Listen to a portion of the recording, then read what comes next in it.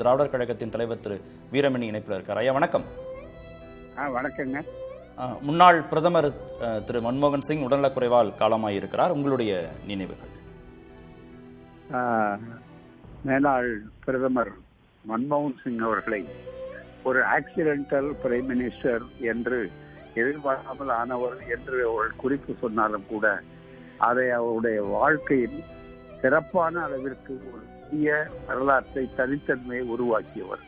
ஏனென்றால் நம் நாட்டில் வந்த மிகப்பெரிய அளவிலே வந்த பிரதமர்களிலேயே தலை சிறந்த பொருளாதார நிபுணர், ரிசர்வ் வங்கியினுடைய கவர்னர் என்ற திறமையிலே இருந்த ஒருவர். அவர் கடமையாற்றுகிற நேரத்தில் சற்றும் எதிர்பாராத வகையில் அந்த பொறுப்பை ஏற்றுக்கொண்டார்.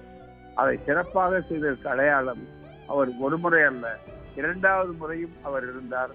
எவரையும் புண்படுத்தாது பண்பட்ட பேச்சுக்களாலும் தெளிவார்ந்த ஒரு ஆழ்ந்த பொருளாதார அனுபவங்களாலும் நடைமுறை சித்தாந்தத்தோடு எவரிடத்திலும் பண்போடு பழகக்கூடிய ஒரு அற்புதமான ஒரு தலைவர். அவருடைய மறைவு என்பது காங்கிரஸ் கட்சிக்கு மட்டும் அது இழப்பல்ல, பொருளாதார உலகத்திற்கும் பண்பட்ட பொது வாழ்க்கைக்கு மாறுபட்ட கருத்துள்ளவர்களை கூட மதிக்கக்கூடும் என்ற ஒரு சிறந்த வழிமுறைக்கு அவர் ஒரு நல்ல எடுத்துக்காட்டு. அவருடைய நினைவு வரலாற்றில் என்றும் நிலைக்கும். தமிழ்நாடு முன்னாள் முதல்வர் திரு கருணாநிதிக்கும் திரு மன்மோகன் சிங்குக்குமான உறவு குறித்தும் முதல்வர் திரு ஸ்டாலின் தன்னுடைய பதிவில் குறிப்பிட்டிருக்கிறார். அதே போன்று தமிழ்நாட்டுடைய வளர்ச்சிக்கு அவருடைய பங்களிப்பு குறித்தும் அவர் நினைவு கூர்ந்திருக்கிறார். அதுல உங்களுடைய கருத்துக்கள்? சிறப்பான வகையில அவருடைய அந்த கருத்து 100% சரியானது.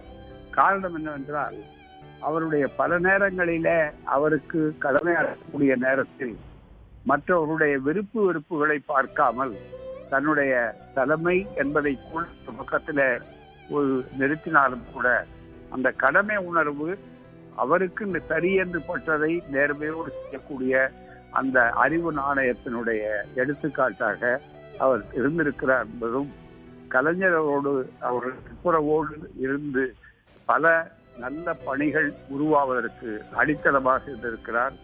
தமிழ்நாட்டின் உண்மைகளுக்கு அவர் என்ன செய்ய வேண்டும் என்பதற்கு மிகப்பெரிய அளவிற்கு அம்பத்தூர் பெரிய சாலைக்காக 1000 கோடியை தருகிறேன், நிறுத்தி வைக்காதீர்கள், உடனடியாக செய்யுங்கள் என்று ஒரு தனி தூதுவரையே அனுப்பி துறைமுகத்திலே இருந்து அது வளரக்கூடியதற்கு செய்ததை மிகப்பெரிய மறக்க முடியாத ஒரு மன்மோகன் சிங் அவர்கள் பிரதமர் என்ற முறையிலே காட்டிய தமிழ்நாட்டு பரிவு என்பது மறுக்க முடியாத உண்மை.